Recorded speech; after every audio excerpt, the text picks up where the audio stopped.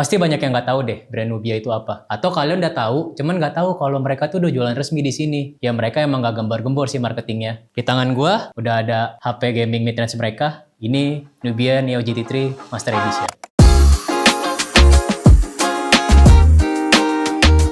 Halo semua, kenalin lagi, ini gue Felix. Yang pertama kita lihat paket penjualannya ada apa aja. Di paket penjualan Master Edition ini bakal ada 2 kotak. Kotak pertama isinya ada HP, casing hard case yang bagian sampingnya terbuka begini, batok charger 80 watt dengan kabel USB C2C. Nah, kotak kedua kita bakal dapetin Nubia Gaming Pad 2 dengan casing yang sama dengan originalnya, tapi ada semacam magnet MagSafe gitu. Tapi HP ini belum support wireless charging ya. Jadi gue rasa ini untuk pasang-pasang aksesoris aja, kayak cooling fan atau semacamnya. Secara desain, ini lebih kalem dari versi regulernya yang bener-bener kelihatan mecha desainnya. Ini backdoor-nya tuh kayak lebih simple aja, warnanya putih matte, tapi mini LED RGB light-nya tetap ada di sebelah kanan atas. Dan gue suka frame kameranya memajang vertikal dan punya bentuk segi 6. Ini unik banget ya. Framenya punya bentuk flat. Di sebelah kiri ini polos aja. Di kanan ada tombol power yang diberi warna merah dan ada teksturnya. Terus ada tombol volume, show.i trigger. Di atas ada 1 buah mikrofon dan di bawah ada grill speaker, port USB Type-C, 1 mikrofon dan SIM tray dual SIM. Handlingnya ini sebenarnya terasa mantap ya. HP ini nggak begitu terasa licin. Ya dia sih bongsor. Jadi kalau dipakai enakan pakai 2 tangan. Gua ukur manual, tebal HP ini tuh masih di bawah 8 mm sedikit. Jadi masih cukup enak lah buat digenggam. Nubia Neo GT3 Master ini ditenagai oleh Uni SoC T9100 5G. Chipset ini berjalan di fabrikasi 6 nanometer dengan konfigurasi octa-core. Chipset ini ditandemin sama GPU Mali G57. RAM-nya ada di 12 GB yang bisa di-extend sampai 12 GB lagi. Storage-nya ada di 256 GB. HP ini menggunakan MyOS 15 yang berbasis Android 15. Saat video ini dibuat, security patch-nya ada di Juli 2025. HP ini punya 4083 mm persegi vapor chamber untuk cooling sistemnya. Terus dia juga punya optimasi AI Neo Turbo Performance Engine. Apakah ini cuman gimmick? Mari kita coba. Di Antutu Benchmark versi 11.0.4, HP ini bisa ngedapetin overall score di 742 ribuan. Dengan CPU score di 290 ribuan dan GPU score di 60 ribuan. Selama pengetesan, suhunya naik sebanyak 8,8 derajat Celcius dan baterainya cuma berkurang sebanyak 1%. Nah, gue juga running storage benchmark-nya. Untuk speed sequence rate-nya ada di 957 MB per second dan write-nya ada di 818 MB per second.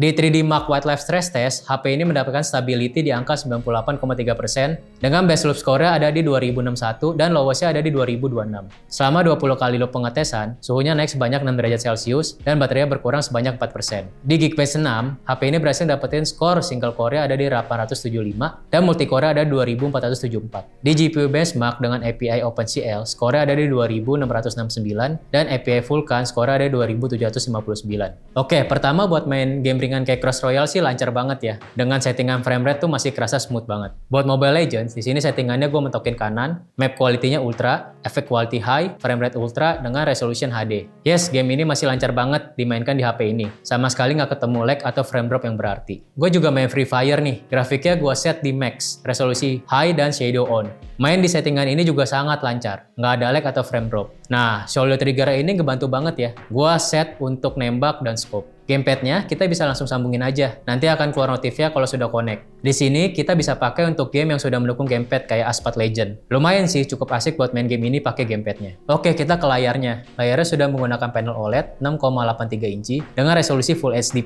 Refresh rate-nya 120 Hz, 100% DCI-P3, rasio kontrasnya 1 juta banding 1, kerapatan pixel 386 ppi, touch sampling rate-nya ada di 1200 Hz dengan peak brightness di 1300 nit. Bezelnya tuh cukup tipis dan presisi di setiap sisinya. Kamera depannya juga bentuknya udah punch hole di tengah, jadi layarnya sudah sedap lah buat dipandang. Detailnya tajam, kontrasnya sangat baik, warnanya vibran dan pop banget. Dan gue merasa respon di layarnya itu sangat baik. Di YouTube dia udah support HDR. Tapi sayangnya di Netflix cuma dapat Widevine L3 tanpa dukungan HDR. Ya ini membuat nonton Netflix di sini jadi kurang nikmat ya.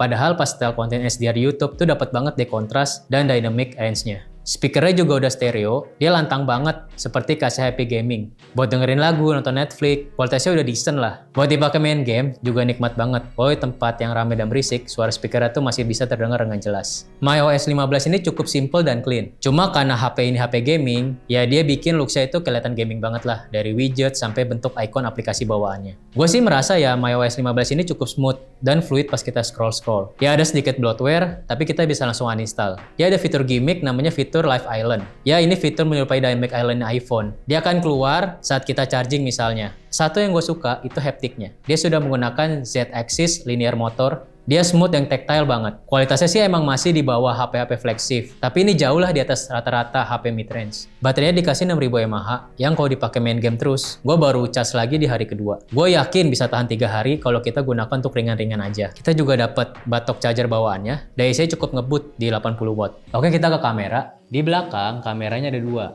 Kamera utama 50 megapiksel PDAF dan auxiliary lens. Di depan ada kamera 16 megapiksel. Kamera utamanya bisa kasih gambar dengan detail yang cukup tajam. Warnanya juga natural. Ya, dynamic range-nya terasa cukup aja. Videonya mentok di resolusi 4K 30. Gue langsung kasih contohnya ya.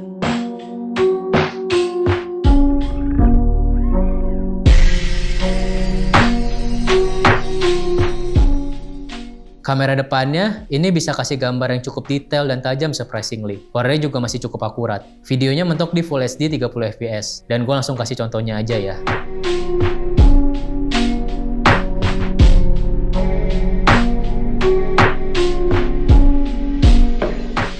Oke, kesimpulannya, Nubia Neo 3 GT Master Edition ini udah deliver pengalaman gaming yang asik banget menurut gue. Dan jujur melebihi ekspektasi gue untuk sebuah HP gaming mid-range. Sayangnya nih, gamepadnya gue belum bisa explore ke banyak game.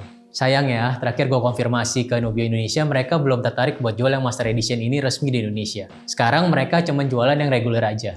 Sebenarnya gue tertarik sih, apa kalian tertarik gak sih sama yang Master Edition ini? Coba tulis di kolom komentar ya.